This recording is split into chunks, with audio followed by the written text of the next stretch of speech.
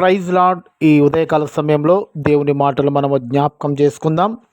ఇర్మియా గ్రంథము 33వ అధ్యాయము 15లో చూసినట్టయితే ఇక్కడ దేవుడు ఇశ్రాయేల్ ప్రజలకు మరియు యూదా వంశస్థుల గురించి చెబుతున్న మాట, ఈరోజు మనము దేవుని విశ్వసిస్తున్న మనకు, ఆయన రక్తంలో కడగబడిన మనకు ఆయన ఈ ఉదయకాల సమయంలో వాగ్దానం ఇస్తున్నాడు.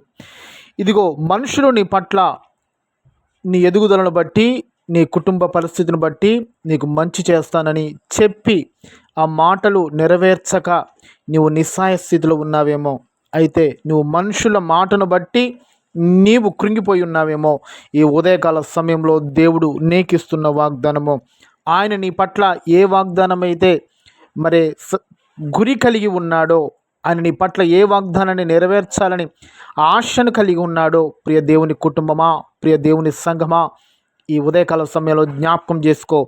ఆయన నీ పట్ల ఇచ్చినటువంటి ప్రతి వాగ్దానమును నెరవేర్చే దినములు రాబోతున్నాయని ఆయన నీ పట్ల ఒక గొప్ప ప్రేమను వ్యక్తపరుస్తున్నాడు.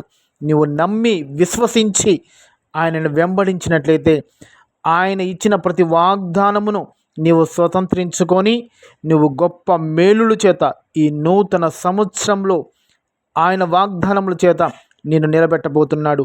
నువ్వు నమ్మి విశ్వసించినట్లయితే ఆయన కృపను నువ్వు పొందుకోమని ఆయన వాగ్దానం చేస్తున్నాడు. ఇట్టి కృప దేవుడు నీకు అనుగ్రహించబడును గాక. Amen, amen, amen. Praise lord.